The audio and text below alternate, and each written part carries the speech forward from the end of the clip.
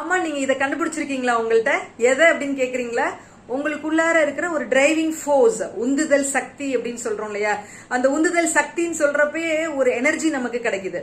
உங்களுக்குள்ள அது என்னன்னு உங்களுக்கு கண்டுபிடிச்சிருக்கீங்களா? அதை என்னைக்காவது அதை பத்தி நீங்க திங்க் பண்ணிருக்கீங்களா? உங்களுடைய தனித்திறமை உங்களை எது டிரைவ் பண்ணிட்டு இருக்கு? நீங்க எதுல ரொம்ப நல்லா பண்ணுவீங்க?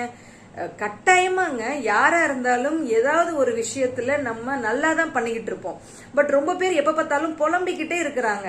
என்ன அப்படின்னா, மேம் எனக்கு இது தெரியாது அது தெரியாது, நான் எதுக்குமே லாய்க்கல. ப்ளீஸ் ஸ்டாப் பண்ணுங்க புலம்புறத.